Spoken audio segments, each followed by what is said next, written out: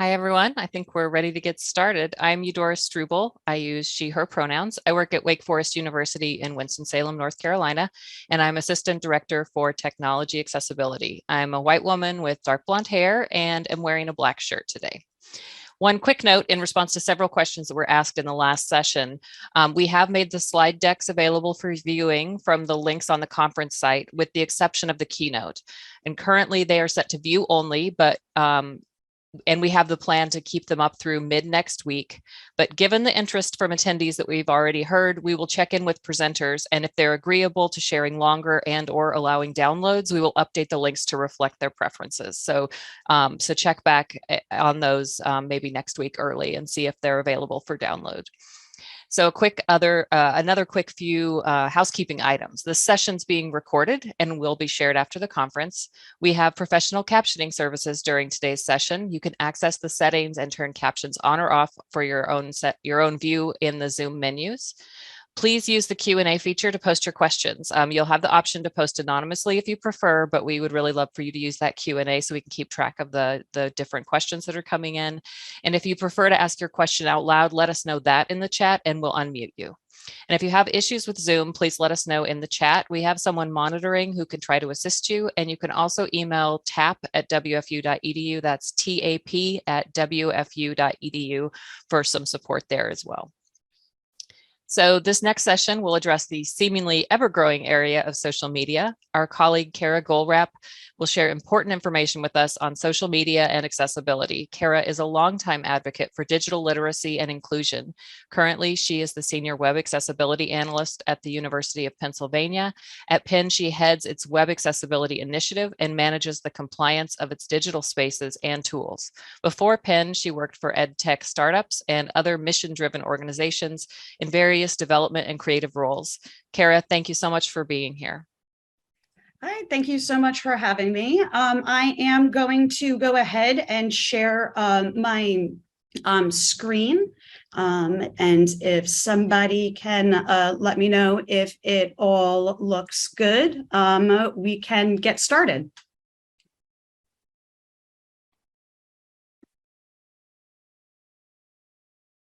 Eudora, is everything looking good? It says you've started screen share, but we don't quite see it yet. I'm waiting for it to show up. It says my screen sharing is paused. Oh, there we go. Does that work? Yes, we see it now. Thank you very much. Great. So very quickly here, we have an agenda. The first, we are going to talk about recognizing exclusion. The next, we'll go into plain language, and then some content messaging and strategy tips for when you are using social media. And then we will go over a few common social media barriers for people with disabilities and that use assistive technology. And then we'll have time for wrap up and some Q&A. So the first one, recognizing exclusion. We talk a lot about inclusion. I personally must type or say inclusion or exclusivity about 40 times a day. And it's hard sometimes to think about what inclusion really means or what it even looks like. But I'm sure most people listening to this can think of a time when they felt or have been excluded. So before we could talk really about inclusion, we have to talk about this idea of exclusion. We have to recognize exclusion in order to have these conversations about how to make things better. So some of you may be like me, where you'll be in meetings talking about inclusive designs through a disability lens, in another meeting talking about inclusive design through a race or gender lens. But are these really separate conversations?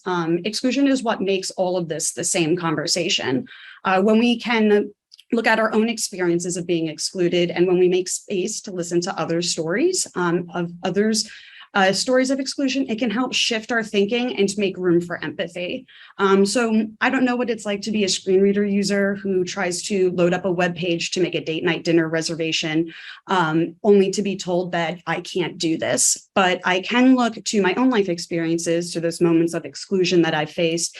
And while I may not share that same lived experience as a screen reader user, I do know that horrible, alone, and helpless feeling of being handed something that was said could make a difference in my life, only to be told by a person or a system that you can't do this. And I don't ever want something that I create to make somebody feel like that. So we as technologists and content creators, we have a lot of power. And by not making our digital environments accessible, we can inadvertently take away somebody else's power. So I want to just very quickly go over this kindergarten classroom experiment that happened. It is from the book You Can't Say, You Can't Play by Vivian Pally. And some of this information is also from the book Mismatch by Kate Holmes. So Pally gave her kindergarten class a rule. If somebody asks you to play, you can't say no. And the reason why Pally introduced this rule was because she found that every year a few children would be excluded, sometimes to an extreme. And in conversations with former students as adults, they recounted stories of rejection as the most difficult times in their education. And social rejection often leads to negative learning outcomes and physiological effects such as physical pain and mental health issues. They tried to think about, what would happen before they introduced the rule. They tried to think of like, well, how will kids react? What will happen? And some kids were afraid, would the games not be fun anymore? Would too many people join and ruin the game? What if unwanted people wanted to join the game? But the excluded kids, they were the most excited since they were now given this protection by this new rule. Shy, anxious, or introverted kids didn't have to worry about being told no, and new kids knew that they would easily find people to play with. So what happened after the rule? Kind of no surprise, most kids adapted with minimal conflicts. Adaptability, creative and imagined skills increased, new friendships were being made, and their games became a lot more interesting. Kids tried on new roles and identities, so some kids who always played as villains, they were able to play as heroes. Some that would play as fathers, could be a newborn baby. Like these kids really did rise to the challenge, and they all started having a lot of fun. But there were a small number of children who did not transition to this new role quite easily. And those were the ones who were consistently instigating games, those who, could be viewed more as rule makers, or those who really enjoyed being the boss.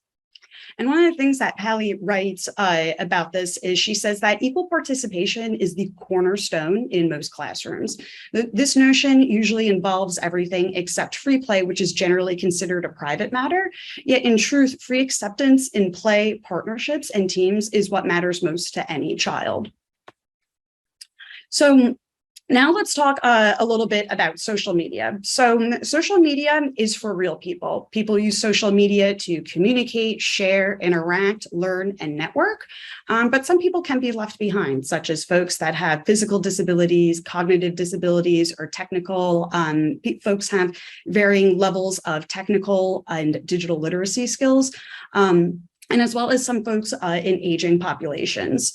And social media platforms, they are deeply ingrained in society, and they offer many different spaces for people to engage with others. Unfortunately, accessibility barriers do prevent people from disabilities from fully participating in these spaces. Another thing to keep in mind is that using the web is a cognitively demanding activity. And if you find that your site or your site's content is hard to use or understand, it's likely a lot harder for somebody with a disability to use or understand. Using the web requires a good knowledge and understanding of web features, or what we call digital literacy. It also requires the ability to quickly analyze, synthesize, and evaluate presented information. You folks may be like me. I have Zoom, I have Teams, I have Outlook, I have all of the apps open all of the time. And, just in my role and in, most roles, there's lots of different task switching and lots of needs to, a lot of need to retain and recall different information. There's also a lot of distractions from advertisements or moving content. And then unfortunately, there is on the web, there is a prevalence of dark UX or UI patterns. So those can be, you might see those around the web if you've ever went to, go shopping online and you see, oh, sale ends in like 1 minute, those are meant for us. That is meant to, make us feel a certain way, usually, anxious and feel like we need to pounce on something. But, we need to think about, these types of different, like, dark patterns that we see out there and how they can really be, how they can really exploit certain populations. So now we're going to go a little bit into plain language, what that is and why we need to and why we need and should use it.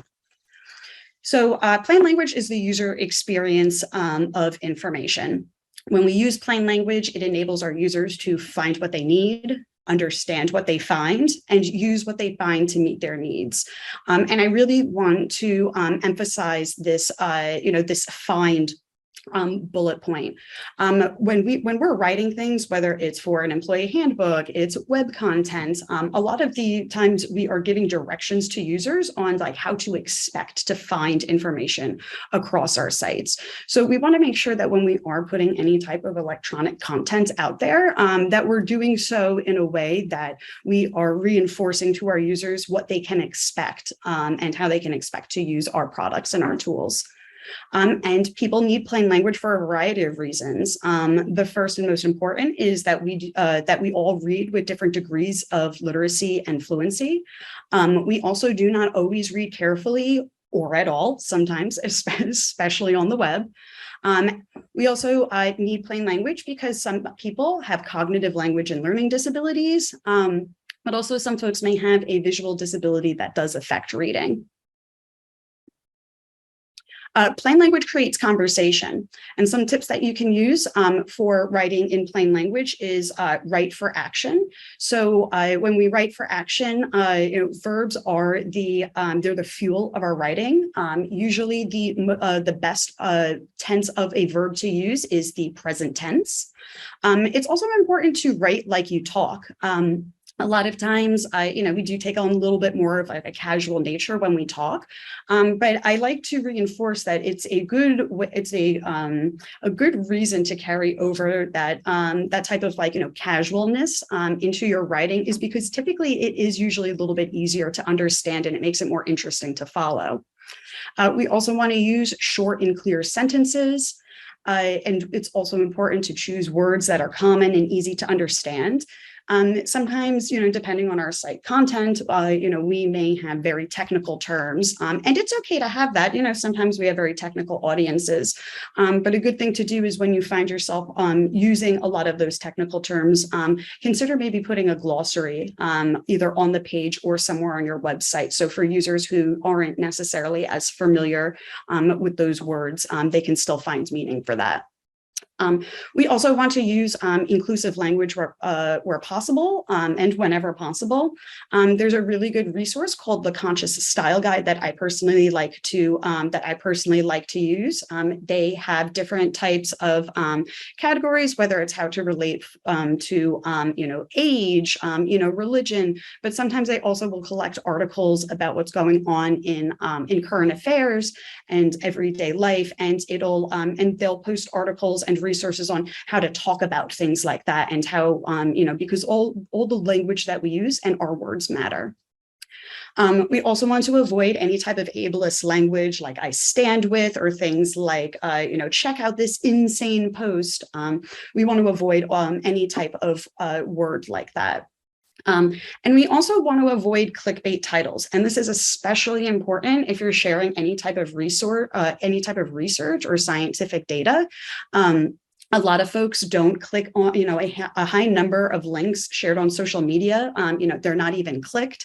A lot of times people just read headlines and they just retweet things. So it's really important that, when we are sharing articles that we're being responsible with that, because we do not want to be, any type of agent for, misleading data or information or fake news and things like that. So next, we're going to go into some content messaging and strategy tips.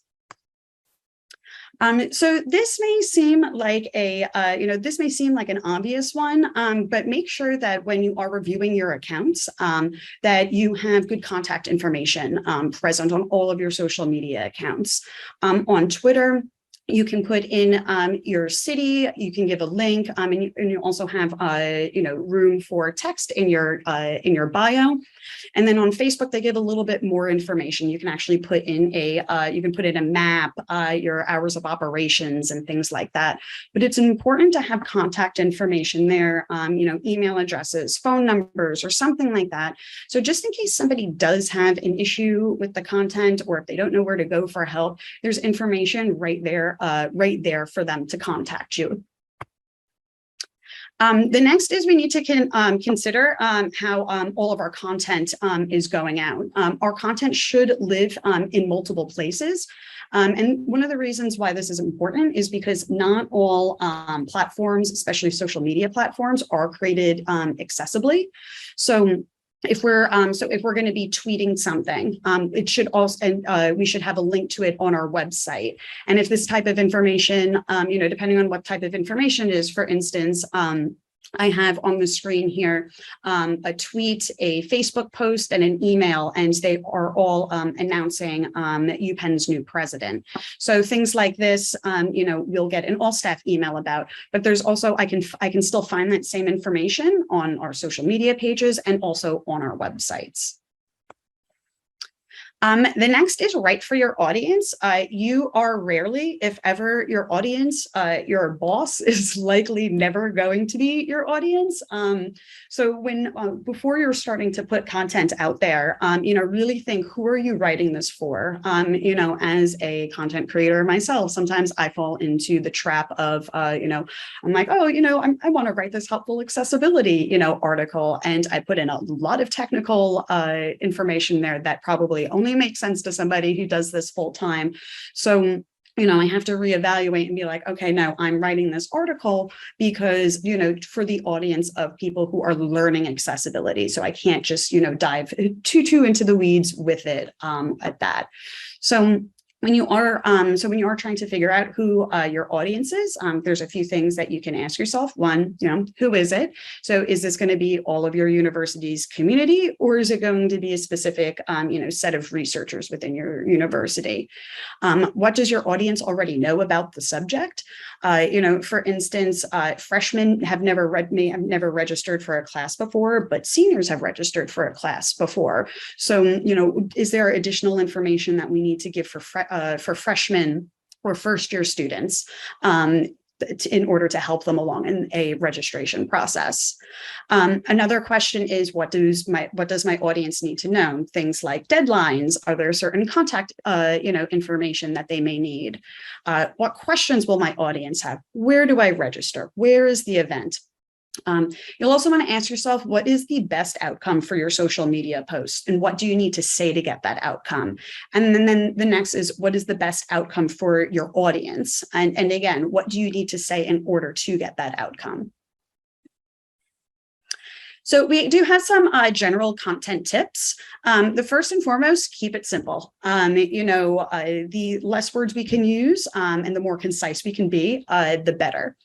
But some of the very specific things that we can do is we always want to spell out acronyms that would, one, sound strange to a screen reader user. So for instance, USA for the United States of America, that probably wouldn't sound very strange to most screen reader users in our audiences. But something like SAS, which Penn uses as abbreviation for the School of Arts and Sciences, that might be confusing to somebody who doesn't have that context or isn't super familiar with our university's schools. We also, want to avoid all caps for emphasis. And one of the reasons why we do this is because certain screen readers may actually interpret your all caps as acronyms. But another reason is that when we put things in all caps, generally it's a lot harder for you to read. So by making sure that if we're going to be using emphasis, we're using things like bold and italics. That's definitely the route that we would want to go. We also want to use line breaks to break up our content. We can use line breaks in, social media posts, and it's a way to, and, the last thing that anyone wants to do is to go on to, load up Twitter and read a wall of text. So breaking up our content with different line breaks makes it a lot easier for somebody to follow. We also want to avoid non-standard usage of symbols. So we would want to say something like accessibility is everybody's responsibility versus accessibility equals everyone's responsibility. And one of the reasons for this is, again, we want to make sure that, screen readers and assistive technology, they are, they're interpreting the symbols the way that they should. And so, putting like an equal sign in the middle of in the middle of a sentence may not be the best thing to do. Also, we don't want to use emoticons. So on the right-hand side of my screen, I have the emoticon, the little shruggy guy who has his hands up and his head's tilted to the side in a smile. But to a screen reader user, the screen reader actually just announces each of those characters. It doesn't interpret it as, a shruggy face. So keep that in mind. If you are going to be, if you do want to, express some type of, emotion, to use an emoji, since those have alternative text associated with them, and to not use emoticons. You'll also want to use an online readability tool. Two of my favorite is Hemingway app, and another one is WebFX readability test. Typically, you want to try and keep it to like an 8th to 9th grade reading level, but these tools will do a really good job at highlighting areas where it can make your writing a lot clearer. And me personally, I even before I send off an email, I'll copy and paste it, put it into Hemingway app just to see if there's any ways that my communication can be more effective. So next, on the topic of hashtags, emojis, and mentions, we want to use these sparingly. We want to put any type of hashtags and mentions at the end of the post. We also do want to limit hashtags to about 2 per post. I would argue that if you're putting, more than 2 or 3, you're not being very specific with your hashtags, and you're using a lot of space, and it's just, we really do want to limit them as much as possible. We don't want to use emojis to communicate a core message. And one of the reasons why we want to do this is, again, and we'll go into this later in the presentations, but emojis do have their own form of alternative text. So what we think the emoji is alternative text may not be what that actually is. So any type of core message, you want to make sure that that's in text. Again, with the use with this sparing use, we do want to limit emojis to 2 to 3 per post, and we never want to repeat the same emoji more than once. For instance, putting 3 thumbs up in a row, it's redundant and it's unnecessary. And the next is we want to use camel case for multiple words within hashtags. So instead of hashtag and all lower cases, you would want to do hashtag capital M for my, and then capital H for hashtag. This helps, one with readability, but again, it helps, assistive technology better, parse and interpret exactly what the text is on the page. So when we are posting things to social media, we are likely going to be sharing different multimedia and perhaps even document files. So it's important that we do offer that content in multiple ways. If we are going to be sharing a link to an image, video, or audio, it's a best practice to indicate that in a post. So you may see it around, you may see it in different posts, sometimes with in between brackets, it'll be like pic or video, something like that. It gives users, more context for, what they're going to be clicking on, or what they're going to be tapping on, and will they be going to with whatever you've shared. We also want to make sure that we're applying color contrast principles and best practices to any of our images or videos that we are sharing. So even though, we are just putting text into, fields and tweeting them, if we are sharing multimedia, it is best to make sure that we're reviewing all of those design assets for color contrast as well. It's also a best practice for if you are going to be sharing images of text to use a block color background, so a solid background, as opposed to gradients. And this is one of the things where it is, it's kind of just easier on the eyes for some folks and for a lot of people in general. And then naturally, if we're going to be, we're going to be linking to content, we really want to make sure that that it's accessible, especially if we are going to be sharing something, let's say like an infographic, where we may not have the, the room to put all of the information that's in the infographic into alternative text. We want to make sure that we're linking out to a place where somebody can still get all of that same information. You also want to use, when possible, use a web page instead of an electronic document. So, and one of the reasons why we want to use web content or web pages as opposed to electronic documents is because it's way easier to manage the accessibility compliance of web pages than electronic documents. And also, I'm sure that you folks at some point in time have had to open up a PDF on your phone, and it is a garbage experience. So, do your mobile users, a solid and, post your content on web pages instead of PDFs. And then also when you're using open captions, so captions that are burned onto the video, it's still a good practice to provide a transcript, whether somewhere it's in a comment, or in the body of the post, or again, if we can be linking out to a place that can have that transcript.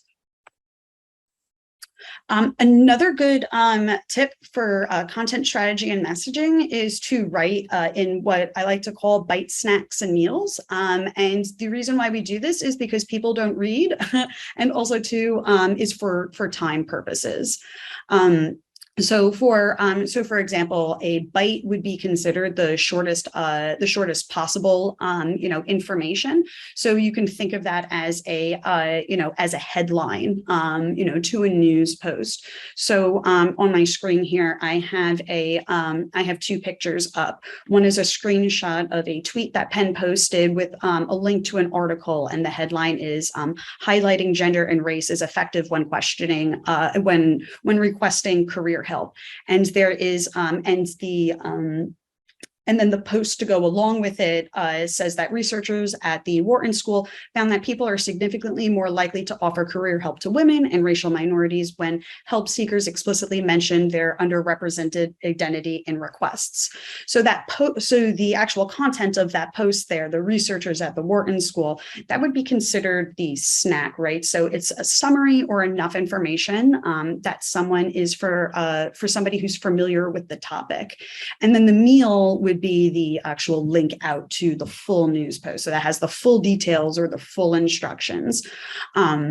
So using something like this is a good way for if you are trying to, share information, to do it in a responsible manner, right? Like the, the title of the news article or the post isn't like, you won't believe what researchers found about, about our career help study. So, making sure that when we are sharing things, again, we're doing so in a responsible way. So, much like everything on the web, when it comes to images, we need to make sure that we have text alternatives and that we're putting in alternative text. Imagine the scenario where, I'm a social media manager and I want to highlight and I remind students about, let's say, our mental health services on campus. And my post says something to the effect of, our mental health services team is always here to help you. And then there's an image and it has the hours of operation. It has the phone number. It has, the location. If there's like a, text for help thing, it has all of that great information in there. But now imagine that image doesn't have alternative text and there's no link going out anywhere to find that information. And this is critical information, right? Somebody might be in crisis or, they may be going through their feed and come across something like that. And then imagine they're a screen reader user and they can't get that type of information.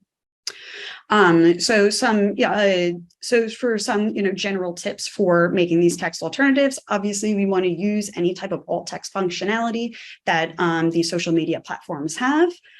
We also want to avoid images of text when possible.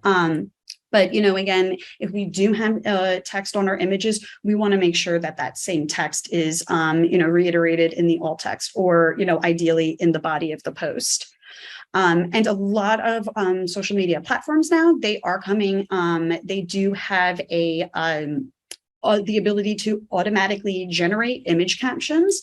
If you do that, please always review, please always review whatever the AI has generated, as it likely may not be accurate. There are for Facebook and Instagram, there are actually no limits for alt text characters. For Twitter, it is 1,000, and for LinkedIn, you have up to 300 characters for alt text on images. So we can't talk about social media without talking about memes or gifs. But we do really want to be mindful when we are sharing these. You do still need alt text for them. Some helpful hints for writing alternative text for memes or GIFs would be to write out any text that is on the image. And usually the reason why we share memes and GIFs is for some type of like emotion or like a reaction, something like that. So we do want to include any type of emotion or relevant movement. We can also call celebrities and pop culture icons by name. For instance, I have a meme of Drake on the screen. Most people would likely be familiar, with him. So you don't always necessarily. So you don't necessarily, and especially for meme, I would say this is you would want to call them by name for this. If you're going to be sharing GIFs, there is a tool called the photosensitive epilepsy analysis tool, or PEAT for short. I believe it is only Windows based, unfortunately, but you can upload your GIF and it'll tell you if there's a risk for triggering a seizure or not.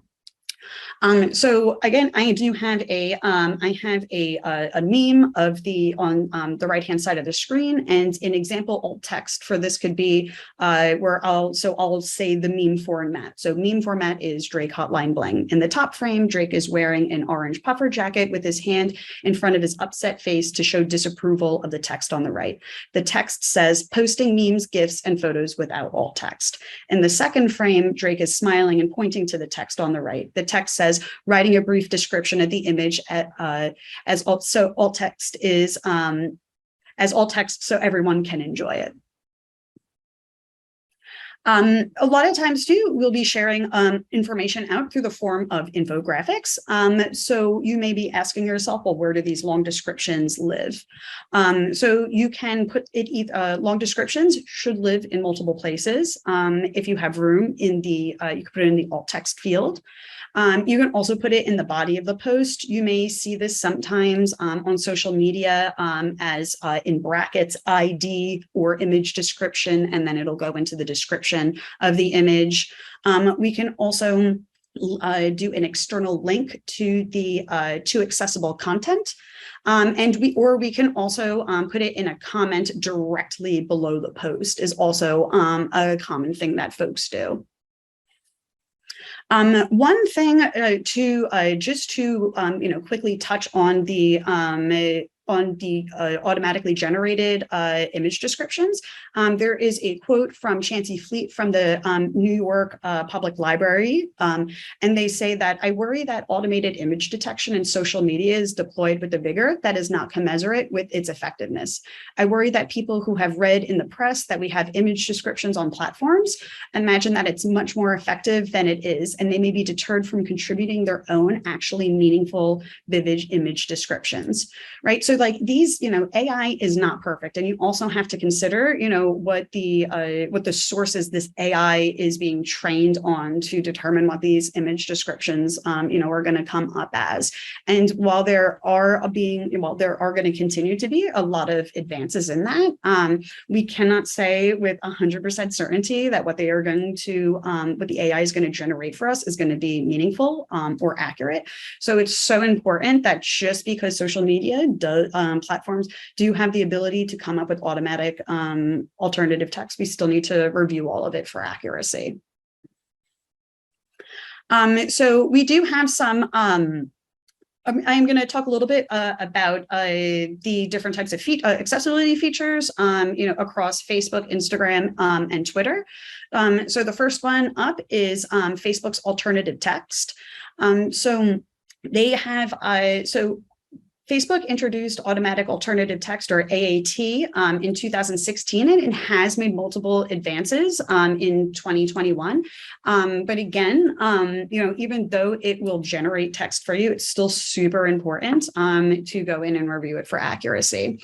So to see and edit alt text for a photo before you post it, you'll hit photo/video at the top of your news feed. You'll select the photo that you want. You'll hover or tab over the photo and click edit. The automatically generated text will be shown on the left-hand side of your photo. You'll hit override generated alt text to edit it. In there, you'll write your alt text in the box. To change back to the automatically generated text, all you have to do is hit clear. And then to save your alt text, you'll hit save in the bottom left. So now going into the Instagram alt text, to view and edit alt text for a photo before you post it, you'll start by taking or uploading an existing photo. Choose your filter, edit the image, do whatever you need to do to it, and then tap next. And then this is kind of an annoying part of adding alternative text to Instagram. You actually have to tap advanced settings at the bottom of the screen. From there, you'll tap write alternative text, and then you can just type your text in there in the box and then hit done. To change the alt text of a previously posted photo, go to the photo, and then there will either be 3 horizontal or vertical dots, depending on what phone operating system you're on. You'll tap edit and then tap edit alt text in the bottom right. You'll write your alt text and then you'll tap done. So this is what that Instagram workflow looks like. So again, here we have the first screenshot is of a new post. I have my image and I have my caption ready to go. And then at the bottom of the post, and there's a little piece of text that says advanced settings. So we'll go ahead, tap that. And then inside of advanced settings, there'll be a place for you to write your alternative text, and you'll just then hit done, cancel, and then back out of it. And then your Instagram post will have alt text. So next, we're going to go talk a little bit about Twitter alt text, and Twitter is actively rolling out updates. So for instance, they started rolling out a feature where if an image has alternative text, there'll actually be a little alt badge overlaying on the image that you can tap or click, and then you can see the image description. But to add image descriptions to tweets, you'll hit the tweet compose button or press the N key to use the keyboard shortcut. You'll attach your photo or photos. To insert descriptive text, hit add description. There you'll type your description of the image and then hit the done button. And then if you wanted to edit the description, all you have to do is reopen the add description dialog prior to posting the tweet. And then again, yes, as of April 7th, 2022, images with alternative text will display an alt badge in the left bottom corner of the image, which I think is a pretty cool feature. Next, we're going to transition into captions. So Facebook has SRT support, and Facebook can also automatically generate captions for you. To add captions to your video, you'll hit photo video at the top of your timeline or news feed, choose the video from your computer, and then hit post. Facebook will then notify you when your video is ready to view. There will be 3 horizontal dots in the top right, and you can select edit video. From there, you can choose your SRT file and upload that. Instagram is, again, a little bit annoying with accessibility. So automatic captions are available, but they may not be available for all users on all video posts. So, so we'll specifically talk about posts on this slide. So for users, if you, so as an Instagram user, if you want to start seeing captions on your videos, you'll tap your profile picture to go to the profile. go to settings, tap account, tap captions, and then you'll toggle captions on or off. Before sharing a post, you'll again have to go into advanced settings, go to accessibility, and then toggle show captions on or off. One of the things that you may want to consider doing for Instagram to ensure that all users can get captions is to burn your captions onto the video to ensure the accuracy. And again, we call this open captioning. But since would be using open captioning, I would again recommend either putting the transcript somewhere in a comment in a post or in a link in up your bio somewhere. So stories work a little bit differently. There's actually a sticker, what Instagram calls stickers, that you can put that would put on automatically generated captions onto your stories. So upload your video to Instagram stories, you'll navigate to stickers, and then there's a caption sticker there. From there, you choose whatever style caption you prefer, and then you would overlay it somewhere on your video. And then when you share that, that would then have anybody viewing your story would then see those captions. Next is Twitter captions. So since December 2021, Twitter will add auto captions to all new videos. But if you wanted to add your own, you would select a video within your Media Studio library, select the subtitles tabs in the pop-up window. From there, you'll select the text language of your subtitle file, and then from the drop-down menu. Next, hit upload button, and then select the sidecar SRT file from your local computer, and then the file would then be associated with your video. If you wanted to update the file, you would hit the pencil icon. So there's two social media barriers that I wanted to cover with you folks today. The first one is to go back to emojis, since they come with their own form of alternative text. So on the left-hand side of the screen, I have an image and it says to a sighted user, and the text is, now is a great time to refill your water bottle, unclench your jaws, relax your shoulders, remember you're awesome. And before each one of these lines, there was an emoji. But to a screen reader user, what that post sounds like is, now is a great time to potable water symbol, refill your water bottle, face with stuck out tongue, unclench your jaw.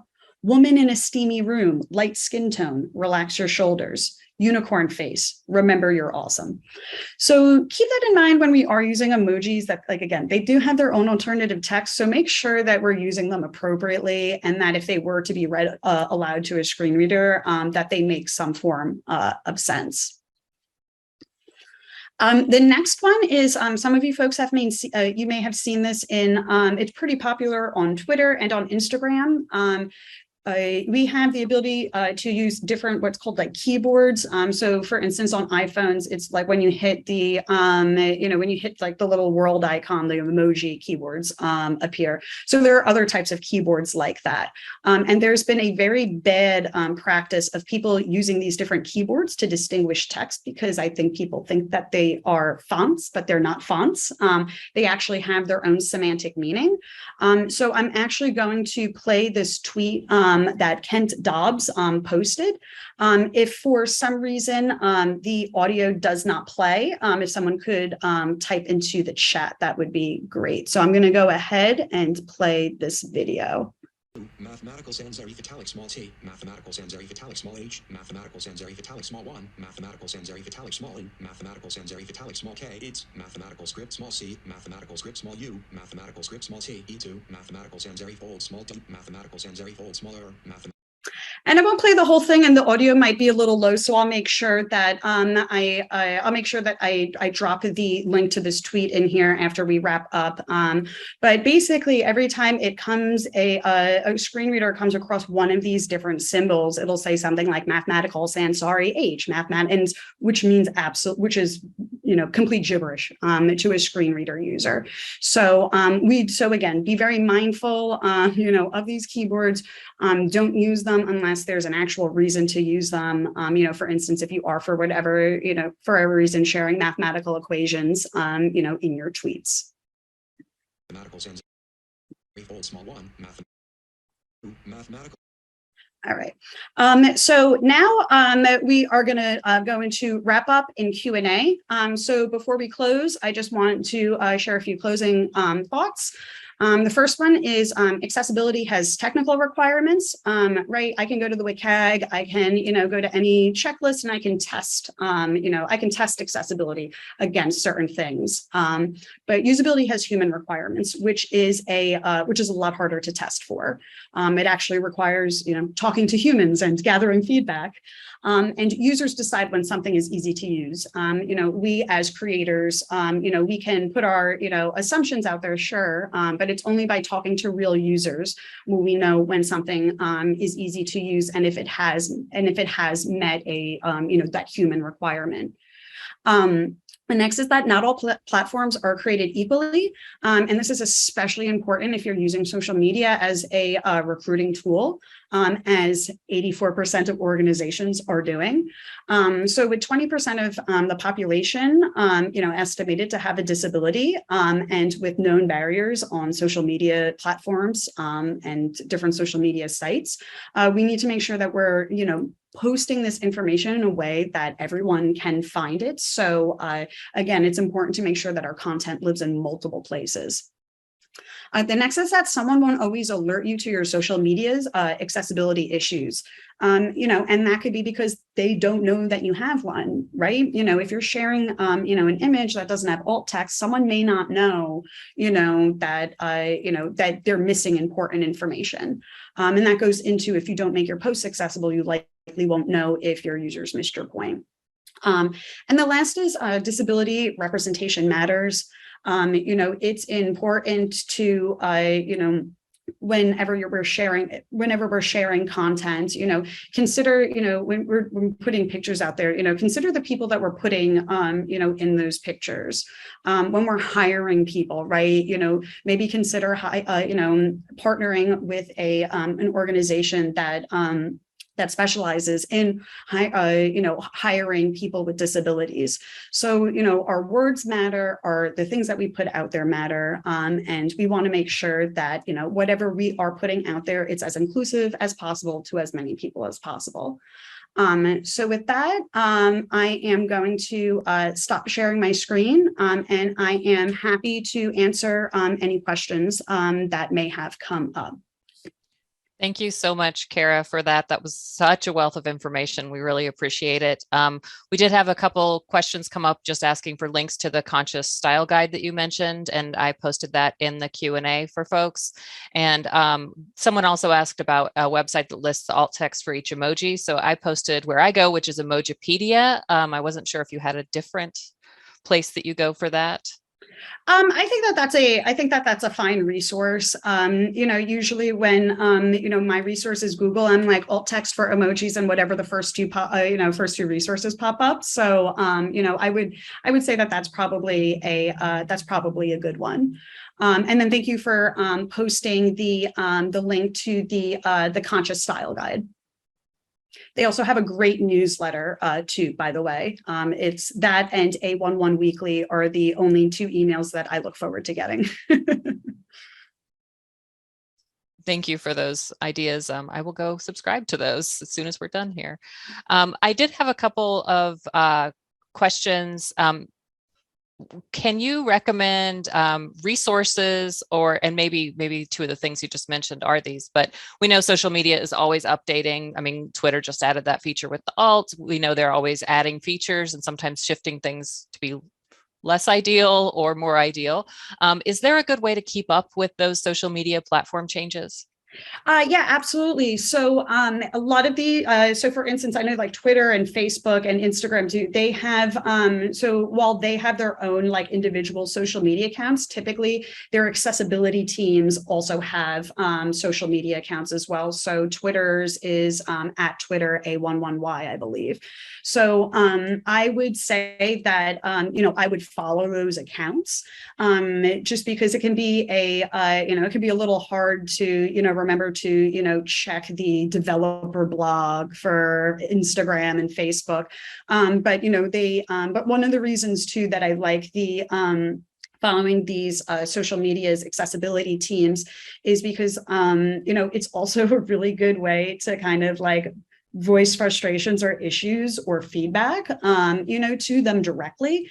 Sometimes just putting I'm sure there are folks out there that if there's like feedback for stuff like this, like and you go to the website and there's like a contact us form, I'm like, so this may or may not get into a ticketing system.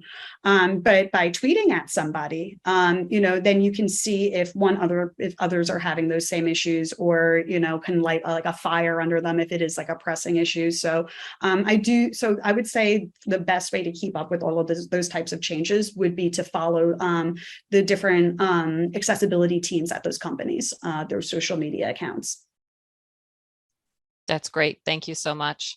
And somebody asked the question, will the slides be available? The slides are actually available on our conference website right now for viewing, and we will check in with Kara later and see if she's willing to share a downloadable version or have them up for a longer amount of time. But we'll check in with that, and we'll make the changes to the site if that's a possibility. Okay, here's a question from Paul. The Conscious Style Guide popped up a blocking dialogue. How do screen readers handle blocking modals? That's a really good question.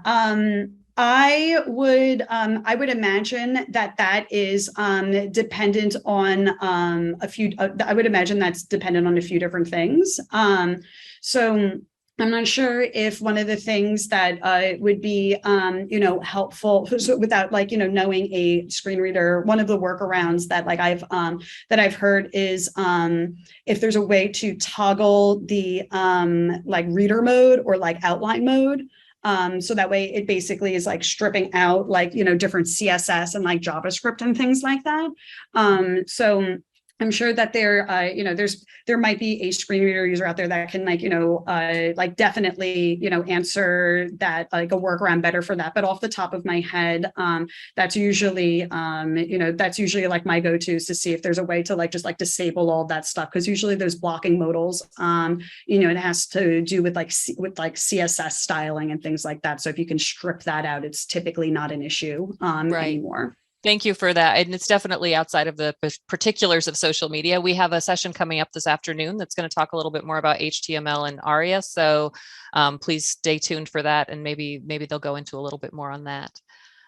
We have another question, anonymous question. In providing alt text for images in an online course, is there a resource or guide that could help with understanding how it would be appropriate to address race when describing individuals?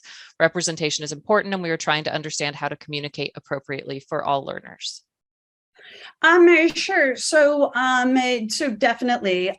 So one of the things, there's a, I'll have to go hunting through my bookmarks, but I will share these links. But there's a really good framework out there by I think it's the National Institute of Accessible Multimedia or something like that. I can get the actual name for it. But they have a lot of, but they have a good framework, and they also give a lot of really good, questions to ask yourself.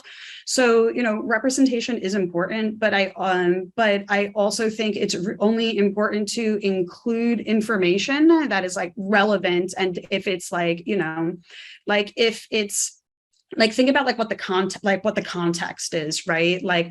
Is it just supposed to be people in a meeting, or is it important, or is the skin tone for whatever reason, important to the context of that image, right? So if it is So I would say, like, if it's not important to, and also to, like, one thing that I do when it comes to inclusive language, when it comes to, these types of things, there are going to be like different schools of thought on it, obviously. And it's also, inclusion and working towards these best practices are, it's hard, and we are going to get it wrong at some point, no matter who we are. So, well, I personally think that it's not important, unless it's important to the context of the information.